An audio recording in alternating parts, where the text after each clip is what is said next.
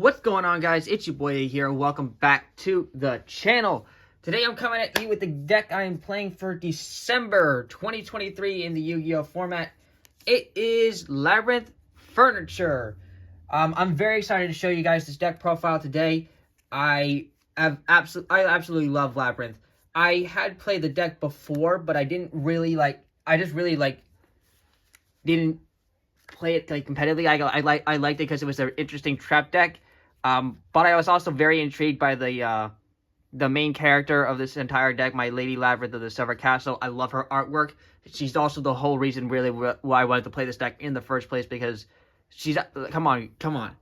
She's absolutely drop dead gorgeous for an artwork card. Like this is the bae. This is the best looking female card I know in existence for Yu-Gi-Oh! Better than Dark Magician Girl. Fight me if you don't agree with me. Anywho, to get on with this deck profile, I am going to first talk about that my deck is going to be somewhat different than most people's, especially their extra deck. For an extravagance build, yes, this is an extravagance build. I don't have access to multiple copies of cards like Chaos Angel or maybe more than one SP Little Knight, which is not even included in this deck. Yeah, so I will showcase you the... by the way, I have taken this to 4 locals now and 1 case tourney. Case tourney-wise, I placed in the top 20. That was out of 160 people. Locals-wise, I top 4'd yesterday. And then before that... Hold on, I have them written down somewhere. Oh yeah, I topped one of them. I was actually the runner up out of one of them, and they had 30 people there. And in the other one, I actually got first place, but there was only 10 people there. It was a late night tournament, but anyways, I'm gonna showcase you my 43 card list. I'm actually gonna do this a little bit differently than my other deck profiles. I'm gonna showcase you the Labrynth cards first, then I got hand traps, and then the supporting slash extra cards that are included in the deck. If you guys go on to enjoy the deck profile, leave a like and subscribe, as I'm always posting competitive Yu-Gi-Oh content a lot. I'm getting more back into it, like I said. So yeah, let's get right into it.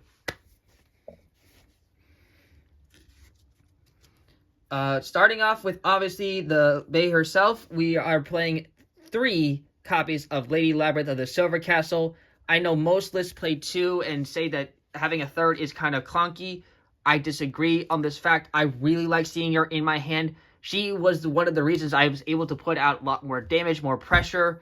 Also, really just being able to go quick effect during at any point as soon as you activate a Labrynth card, summon her from the hand, even during your opponent's turn, is you could even say that's an extra meat shield. Another way, if you didn't even have access to a Labrynth monster on your field, but you got Ku Klok in your hand the entire time, and you got 3 traps. This is one of the most standard things. You go discard Ku Klok, summon this during your opponent's turn. You have your set Welcome Labrynth on your field. You go activate Welcome Labrynth. You chain the effect of her, set a card. This is all during your opponent's draw phase. You can do some crazy stuff. I just really like seeing a copy of Lady Labrynth of the Silver Castle and my Ku Klok in hand. So I really wanted to max out on my copies of all of them. Especially those 2. So yeah, for that reason I play 3 copies of Lady Labrynth of the Silver Castle. If you're okay and comfortable with playing 2, be my guest. I preferably play 3.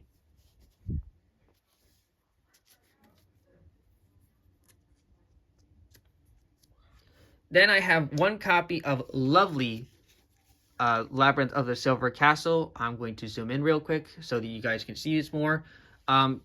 You only need 1 of this card. I never felt like I needed a second. Being able to reoccur her and use her effect to set any normal trap from your graveyard, and then also being able to is very good.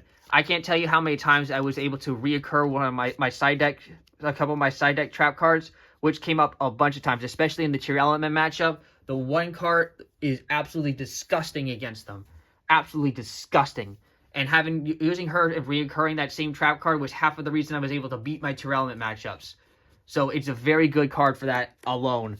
Honestly, if Tearlament keeps getting more popular and they don't hit in the next ban list, there's a high chance that Labrynth obviously Labrynth, there's only a few ways. There's not really many ways they're going to hit Labrynth to dead. If they get rid of Lady Labrynth of the Silver Castle, that's one way, actually. But point being said, Labrynth is absolutely insane for a great combo trap deck, and this card helps you beat Tier Elements. It's one of the two cards anyway. Next, we're going to talk about the newest card to come out. Then this came from Age of Overlord. I'm talking about Arius, the Labrynth Butler. I finally got my hands on my third copy before this month even started, actually. But anyways, Arius, the Labrynth Butler is... she is a lot of things. She is, first off, a level 6, which helps make Chaos Angel a lot more efficiently. And then she is a quick effect in the hand or face up on your field during the main phase, being able to pitch this card to the hand or field to the graveyard. So if you're under Dimensional Barrier, you will not not Dimensional Barrier, D-Shifter, you cannot activate this card unless you're doing it in response to the D-Shifter. When this card is sent, you can send this card to the hand or field to the graveyard to special summon a Labrynth monster, or set one normal trap from your hand. The set normal trap can be activated this turn. For that reason alone, she is absolutely incredible. And while she's in the graveyard, if your opponent activates any kind of card in response to any of your Labrynth cards, you can go effect of Arius in the graveyard, special summon her from the graveyard. She can reoccur, and she sets up amazing stuff. Being able to just pitch this, special summon a Lady Labrynth from the Silver Castle in my hand in attack position when I normally would have had to summon her in defense position, was absolutely clutch the one game. I forget the matchup, but I just remember that came up so heavily. But 3 Arius is absolutely mandatory. This card is a going first card, my preference.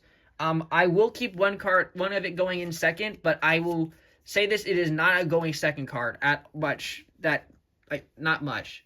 I do say that it is a very good card, though, because of one card I play in the extra deck that most people don't play, that is good against Labrynth, against Tier Elements, and you need this card to make it.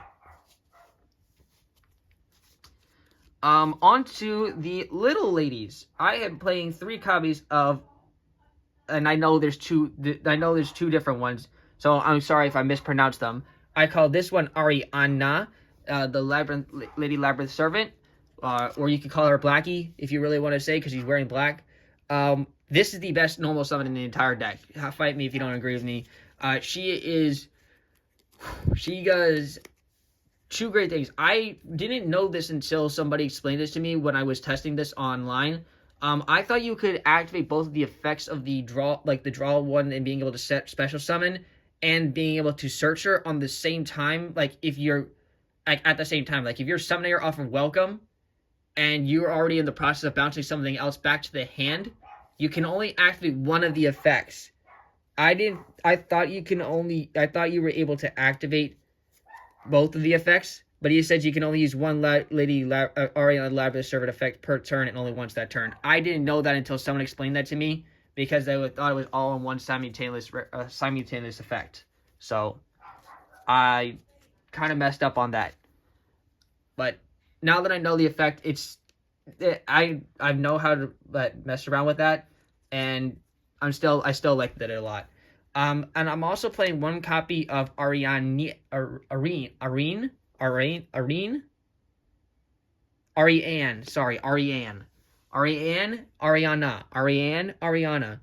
Anyways, I know a lot of people cut Pinky, but I think Pinky is crazy in this, at least in my version, because one thing that I know I was struggling against when I was playing other decks in this format, such as Rescue Ace, is that Tier Elements is a huge problem. And they don't have a lot of ways of making stuff that stop, like the graveyard stuff.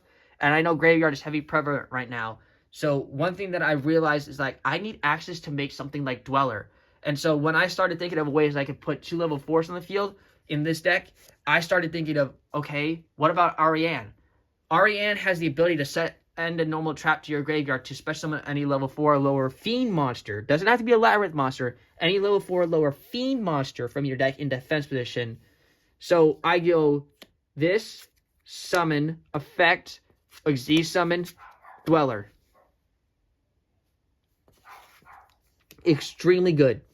It I just think that is a very good call, a very good idea. Being also able to use this and summon another extra body to then use for Underworld Goddess to the Closed World was another reason why I was actually able to beat Mikanko. Because Underworld Closed Goddess is extremely good against Mikanko. But yeah, absolutely extremely good.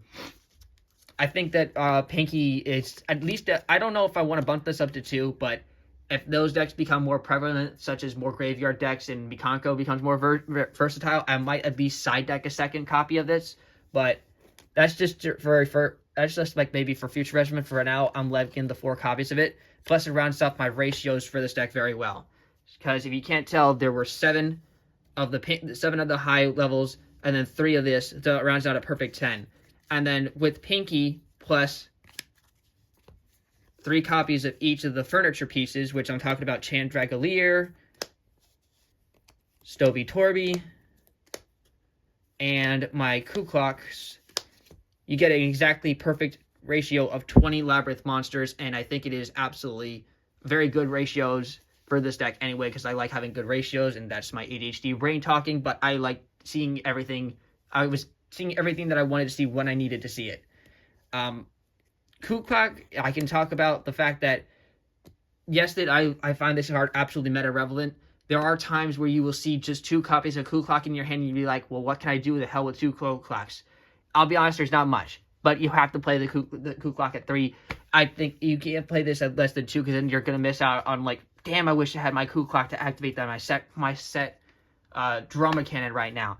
There were times where I just saw that said, no, I need my third copy of Kuklok. Because seeing this card in your hand is what does a lot of the stuff for Labrynth for me, and why it is also meta-relevant right now.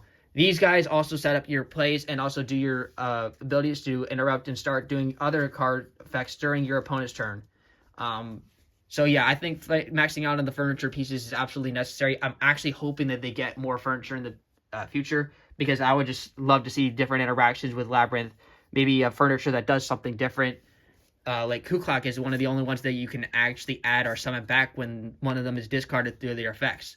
This one just activates, these 2 activate when one of them is bounced to the hand, when a monster leaves the field by a normal trap effect. So maybe something like that, a different kind of furniture to do something different down the line. The only Labrynth spell we're playing is the 1 copy of Labrynth. You only need 1. You can set it off. Actually, you can set it off of a lot of different stuff. You can even set it off of one of the Chandragalier or this, because it's technically any spell or trap. So that's one way of getting access to it if you don't know of a way. Also very good for popping cards and getting interruptions out. If you activate I didn't use this one until I read it, actually, because I kind of read it mid-game, because my opponent asked me to explain how that would work. But I didn't, then I started realizing, also, if you activate a non-Labrynth normal trap card except during the damage step, you can special summon Fiend Monster from your hand or graveyard. You can only each effect a Labrynth once per turn. I didn't know it was each. I thought it was also only 1. But yeah, being able to special summon any Fiend from the hand or graveyard was another way I was actually able to make my secret Xyz monster, which I need Arias to make against tier elements. This is a very good way of getting to that. And then to round off for the Labrynth cards we play in the deck, we play 3 copies of Welcome Labrynth and 3 copies of Big Welcome Labrynth, and playing 3 and 3 of each is absolutely mandatory. You can't fight beyond this. I know some people would play 2 Welcome Labrynth. You play 3 and 3. I play 3 and 3, and 3 is absolutely correct. Don't ever cut these down less than that. I'm telling you right now, having seen any of these cards gave me access to everything I needed to do during any of my opponent's turn or my beginning turn. Even if I saw 5 of these in my hand, I was like, okay, I'm set. I wasn't scared of anything going if I had all that, because even if I got Harpy's Feather Duster, I would have been like, all right, sick. Big Welcome Labrynth and Chain Welcome Labrynth. Summon 2. Insane.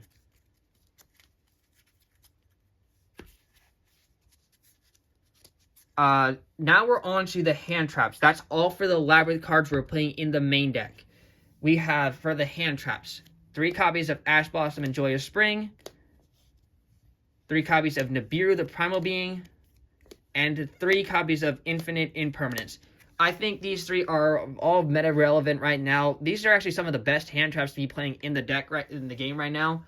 The only one you can't get access to easily is Nibiru, because it actually has to do something worth.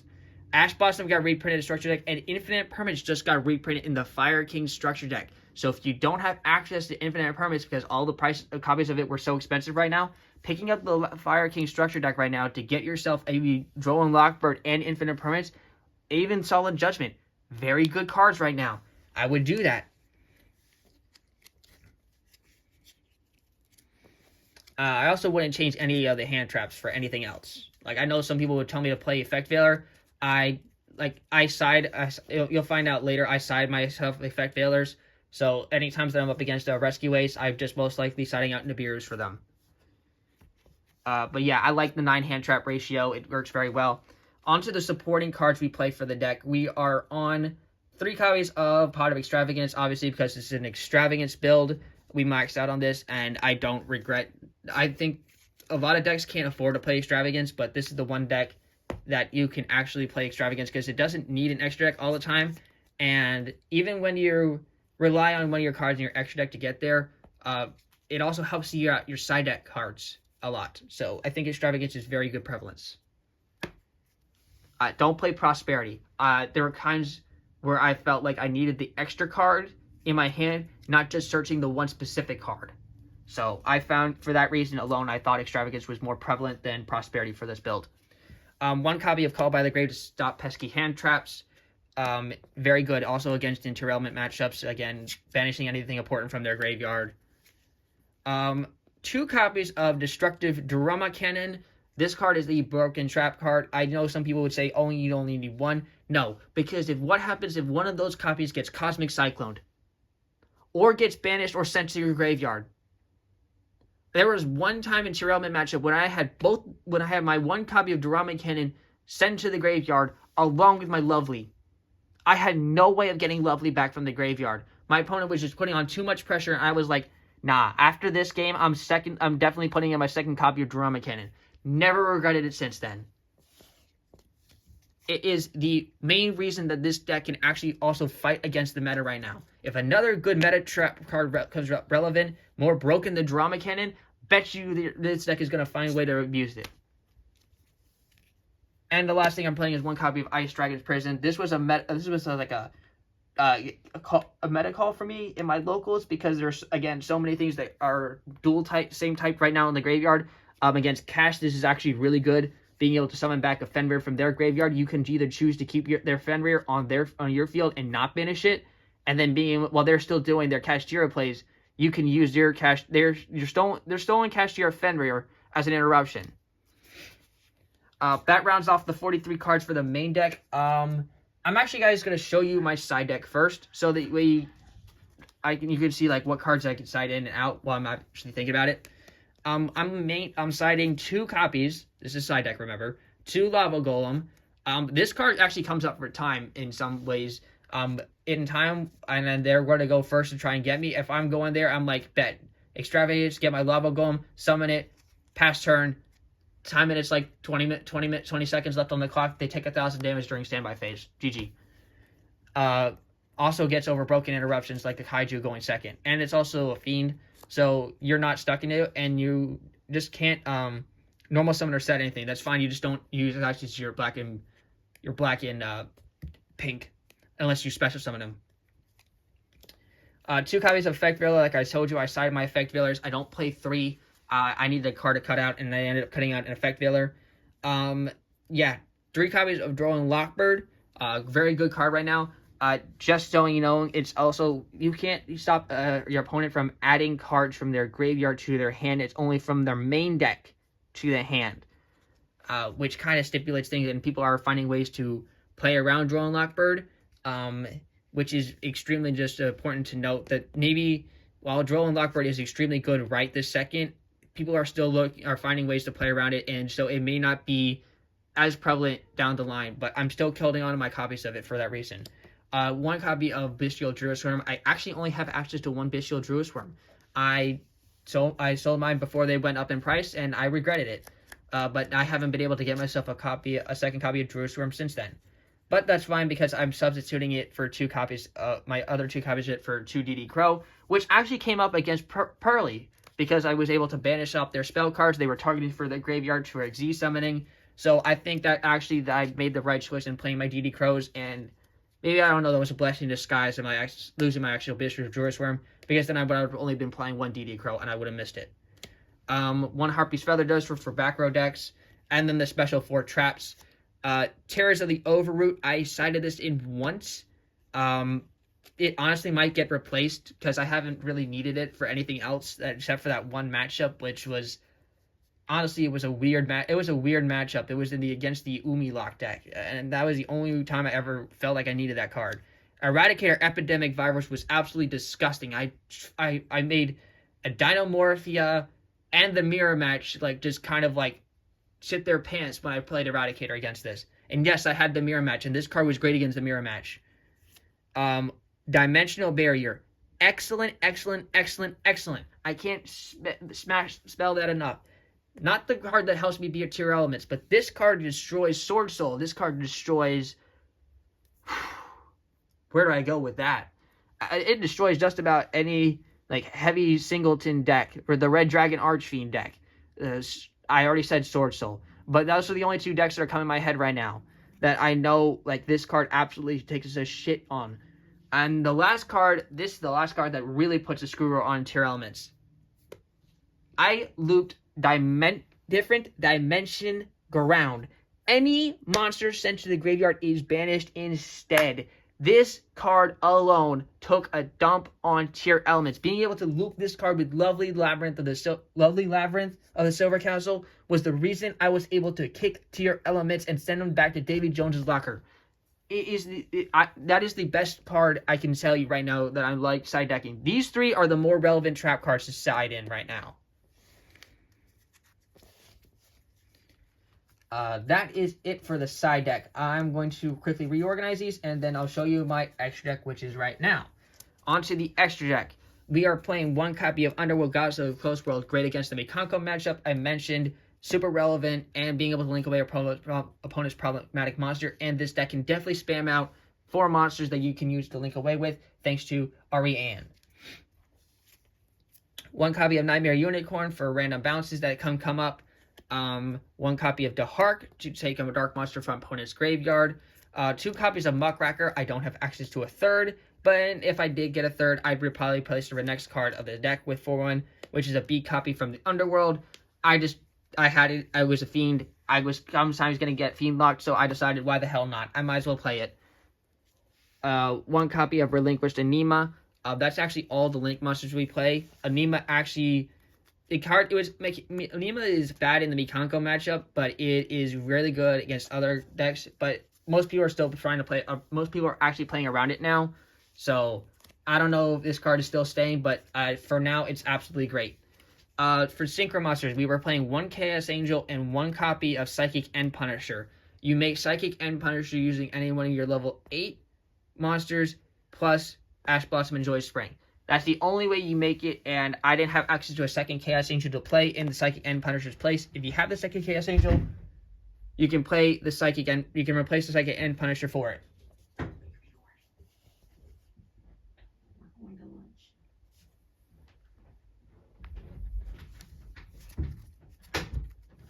Sorry, my parents just interrupted me. But back to the deck profile. 3 copies of Super Sky Slayer Typhon, the Sky Crisis. This card is absolutely insane. I think having it a fiend too makes it even more relevant for this deck. If this was any other type, even like Thunder or Machine, I don't think most people would be stuck playing this in this deck, because you can get fiend locked pretty easily in this deck. And that's why honestly I think this deck can abuse the Sky Crisis very more heavily than any other deck. Yeah, just being able to read quick effect, bounce any card to your opponent's hand, came up many times. Yes, it sucks when you have to force the Lady Labrynth monster to use your Lady Labrynth of the Silver Castle to make this card, but if you find a way to bounce to your hand, and then you can make this card, and then you just summon it next turn, you're golden.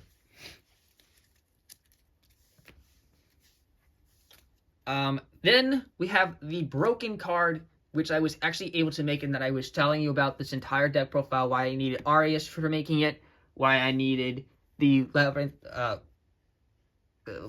field spell, sometimes to bring her back from the graveyard. Is because I'm playing one copy of Wallow, founder of the Drudge Dragons, inside the extra deck. This card can really do some damage, especially if you're playing against some heavy decks like that spam the cards into the graveyard. And hell, you can get if you have not like tried Wallow out, even if you're not against the heavy graveyard deck, just being able to summon it and then quick effect take a card and put it back into the deck, or being able to special summon a monster from their graveyard, or if it's not a monster, you can set it to your field, is just some crazy stuff. Like, I know the one time my one friend used Wallow to steal a monster reborn from my opponent's graveyard, and then was able to proceed to use the monster reborn.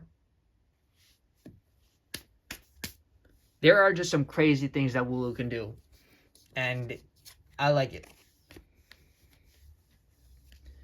To round off, we're playing the Abyss Dweller that you can make with R.A.N. as long as you're not fiend locked.